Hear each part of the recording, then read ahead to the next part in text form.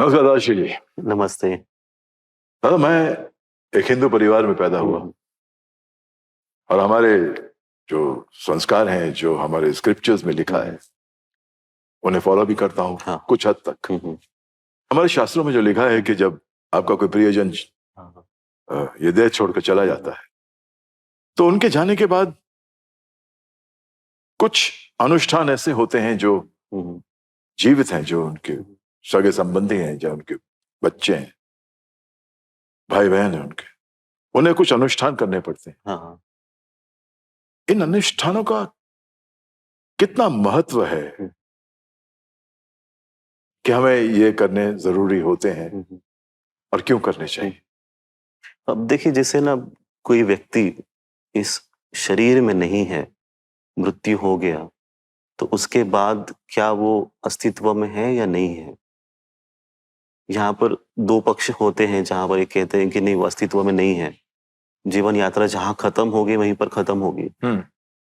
पर शास्त्रों के अनुसार, हमारे खुद के अनुभव के अनुसार, कुछ हैं जो आपके शरीर के बाद भी रहता है और उनके भीतर शांति रहे या उन्हें कुछ गति मिले, एक दिशा मिले, इसीलिए आप ये संस्कार करते हो, जिसे अंतिम संस्कार कहते हैं। तो अगर एक जीवित व्यक्ति के घर पे ऐसे किसी किसी नजदीकी व्यक्ति की मृत्यु हो जाती है, तब उनके लिए ये अंतिम कर्तव्य होता है कि मेरे व्यक्ति के लिए मुझे ये पाठ करना है या अनुष्ठान करना है या संस्कार करना है। तो ये आप सबको शास्त्रों के अनुसार भी और मैं अपनी तरफ से भी कहता हूँ, बहुत जरूरी होता है कि आप सबको करना चाहिए। और ये करने से आपकी भी गति होती है और उनकी भी गति होती है, सब आगे बढ़ते हैं। अपनी आध्यात्मिक अवस्था के स्तर पे भी देखते हैं आप सब एक कदम आगे बढ़ते हैं।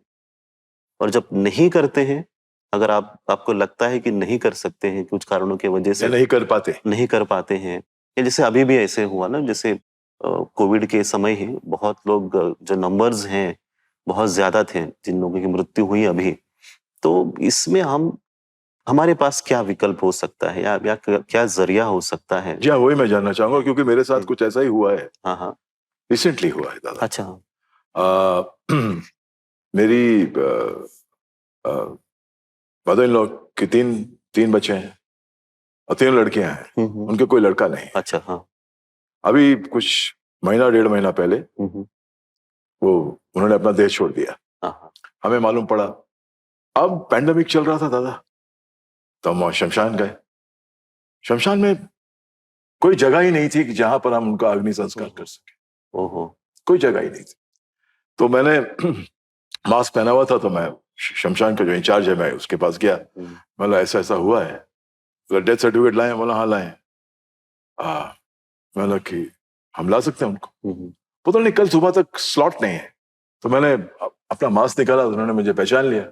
कभी कभी मैं अपने चेहरे का भी इस्तेमाल कर ही लेता हूँ और कभी कभी करना भी चाहिए, व्हाई नॉट। तो मास्क निकाले, अरे किरण जी, हाँ क्या हो? मतलब ऐसा ऐसा हो गया। आपका तेजा फिल्म मुझे बहुत पसंद आया। अभी मेरी वो मदर इन लॉ मरी पड़ी है और मुझसे कह रहा है कि तेजा फिल्म बहुत पसंद आई। खैर चलो, कोई बात नहीं, इंसान फितरत है, चलता है, आई डोंट माइंड। तो बोला आपके लिए मैं खाली करके देता हूं, आप आधे घंटे में लेकर आइए। ओहो। अच्छा। हाँ। और इलेक्ट्रिक क्रेमेटोरियम में नहीं कर सकते क्योंकि यहाँ सिर्फ कोविड पेशेंट्स का हो रहा है। अच्छा। हाँ। ये कहा गया मुझसे। हाँ। मैंने ठीक है, आप लेके आइए, मैं लकड़ियां का अरेंजमेंट करता हूँ। बीवी का मेरी फोन आया कि पंडित कहीं भी नहीं मिल रहा है। अच्छा। अवेलेबल ही नहीं है। He is also booked, like you have no slot, he is also booked, he is not available. तो मैं मेरा बेटा, मेरी बेटी, श्रीपति जो साला है वो, और कोई भी नहीं था। हम 5 लोग थे। उनको उठा के हम वहां ले गए। आर्य समाज में फोन करें, फोन नहीं उठा रहे। यहां पर फोन किया, पंडित जी अवेलेबल नहीं है। तो ज्यादा मैंने क्या किया, मैंने उनको लिटा दिया, उन पर लकड़ियां रख दी, घी जो आया था घर से ऐसे उनके चारों तरफ डाल दिया, मशाल ली, उनको जला दिया। मुझे हनुमान चालीसा कंठस्थ है, गायत्री मंत्र कंठस्थ है और महामृत्युंजय का जाप कंठस्थ है, जो मैं रोज करता हूं। चौथा मंत्र मुझे नहीं आता है। तो मैंने ये तीनों मंत्र ना जोर जोर से इन तीनों मंत्रों का उच्चारण कर दिया हम्म, और उनका अंतिम संस्कार कर दिया। हम्म, क्या मुझसे बहुत बड़ी गलती हुई है या नहीं हुई है, ये मैं आपसे जानना चाहता हूँ। बहुत बहुत अच्छा ये आपने बात कही। शायद ऐसा मतलब नौबत किसके ऊपर भी नहीं आनी चाहिए आइडियली, बट अगर आपने इसे अनुभव किया है, लेकिन मेरे साथ हुआ, हाँ, जैसे वैसे किसी और ने भी अनुभव किया ही होगा। जरूर किया होगा। तो इसमें देखिए, मतलब मंत्र पठन करने से किसी को मुक्ति मिलती है ऐसा नहीं है। जो संस्कार की जो क्रिया है, ये विधि के अनुसार करनी होती है, सत्य है। जब नहीं कर पाते, नहीं कर, जब असहाय हो आप, हाँ, और आप जानबूझ के नहीं कर रहे हो ऐसे, नहीं, वो हो रहा है आपके साथ, जी, तो ये जो पूरी क्रिया जो है, इसमें हमेशा आप ईश्वर को हाजिर मानते हुए करते हो, तो सबको मुक्ति मिलती है, गति मिलती है। अच्छा, तो इसमें भी आपने फिर भी कुछ मंत्र पठन किए हैं, जी जी, किसी को वो भी जो नहीं मुझे आते थे, सही है, सही। पर अगर आपको नहीं भी आते हैं, हाँ, सिर्फ ईश्वर को याद करते हो आप हाँ, कि मुझे कुछ नहीं आ रहा है, हाँ, मैं मंत्र भी नहीं कह सकता हूँ। हाँ, लेकिन मैंने तीनों मंत्र सुना हाँ दिए। हाँ, ठीक है, आप किसी को सुना रहे हो, आप कोई सुनने वाला वैसे मंत्र ईश्वर नहीं सुनते। नहीं, लेकिन ठीक ये किया। हाँ, ये आप भाव से होता है, मंत्रों से नहीं है, भाव से। तो जो पंडित भी है ना, जब वो पंडित मंत्र चैंट करते हैं, पठन करते हैं, उनका भाव होना चाहिए। मतलब आपसे मैं ये पूछना चाह रहा था कि अभी मेरी जो मदर इन लॉ है, वो भूत बन के तो नहीं घूमेगी, नहीं तो मेरे को बहुत तंग करेगी। नहीं नहीं, ऐसा कुछ नहीं होगा। तो जैसे मैं कह रहा हूँ ना कि हम्म, आप भाव से कुछ करते हो ना, तब उसका असर होता है। तो वहां पर आप कुछ कर नहीं पा रहे थे, तो आपके पास जो सबसे अच्छा जरिया था, कुछ मंत्रों का उच्चारण करना जी, और उनको प्रेम से विदाई देना कि ठीक है, मेरी तरफ से मैंने मेरा काम कर लिया है और आप मुक्त हो जाइए, आपको गति मिले। तो ये उसमें भी हो जाता है।